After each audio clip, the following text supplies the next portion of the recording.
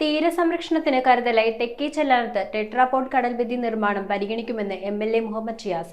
Chellanam Saint George ഇടവകയുടെ നേതൃത്വത്തിൽ നടത്തിയ ജനപ്രതിനിധികളുടെ സ്വീകരണ സമ്മേളനം ഉദ്ഘാടനം ചെയ്ത് സംസാരിക്കുകയായിരുന്നു MLA.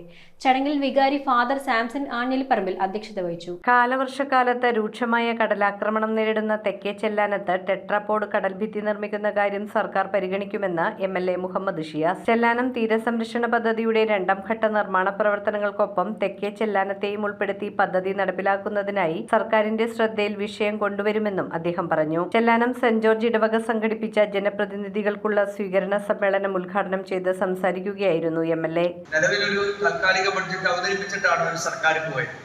ആ ബഡ്ജറ്റിൽ ഉൾപ്പെടുത്തിയ പദ്ധതികളെല്ലാം പക്ഷെ എന്നോട് പറഞ്ഞ അനുസരിച്ച് ഞാൻ പദ്ധതി കൊടുത്തപ്പോൾ ഞാൻ ആദ്യം ചെല്ലാനത്തെ പദ്ധതികൾ രണ്ടെണ്ണം കൊടുത്തത്, ഒന്ന് തെക്കേ ചെല്ലാനത്തെ PHSC ഹോസ്പിറ്റലിലാണ്. ഏകദേശം 2 കോടി രൂപയ്ക്ക് മേലുള്ള ഒരു പ്രപ്പോസലാണ് ഞാൻ കൊടുത്തത്. രണ്ടാമത്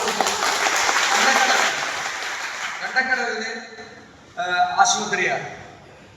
അവിടുത്തെ ആശുപത്രിക്ക് അതുപോലെ തന്നെ ഒരു തുക പാസ്സാക്കി തരണമെന്നുള്ളത് നമ്മുടെ ഏറ്റവും പ്രയോറിറ്റി അനുസരിച്ചിട്ടുള്ള പ്രവർത്തനങ്ങൾ. ഹാർബറിന്റെ വികസനം, കുടിവെള്ളക്ഷാമത്തിന് പരിഹാരം, ആശുപത്രി വികസനം, റോഡുകളുടെ ശോചനീയാവസ്ഥ പരിഹരിക്കൽ, ചെല്ലാനത്ത് ബസ് സ്റ്റാൻഡ് നിർമ്മാണം തുടങ്ങി ജനകീയ ആവശ്യങ്ങൾക്ക് പരിഹാരം കാണുന്നതിനുള്ള നടപടികൾ സ്വീകരിക്കുമെന്നും അദ്ദേഹം ഉറപ്പു നൽകി. ഇടവക വികാരി ഫാദർ സാംസൺ ആഞ്ഞിലിപ്പറമ്പിൽ അധ്യക്ഷത വഹിച്ചു. കുരിശിങ്കൽ മേരി സേവിക്കുള്ള ശ്രവണസഹായി വിതരണവും MLA നിർവഹിച്ചു. ജില്ലാ പഞ്ചായത്ത് അംഗം Joseph Martin, Palluruthy block panchayat അംഗം Cletus Punnakkal, Chellanam panchayat president Jessy Augustine, Peter Sheen, John Paul, Yesudas Pollayil, ഡിഫൻഷ്യ പാല്യ തയ്യിൽ, പഞ്ചായത്ത് അംഗങ്ങളായ ടോണി തയ്യിൽ, ജസീന്ത ബെർണാഡ് എന്നിവർ പ്രസംഗിച്ചു. ചെല്ലാനത്തിന്റെ ഏറ്റവും പ്രധാനപ്പെട്ട ഒരു മേഖലയാണ് ഈ തെക്കേ ചെല്ലാനം. നമ്മുടെ ഹാർബർ മുതൽ തെക്കോട്ട് ചെല്ലാനം പഞ്ചായത്തിന്റെ അതിർത്തി, അതുപോലെ തന്നെ എറണാകുളം ജില്ലയുടെ അതിർത്തി.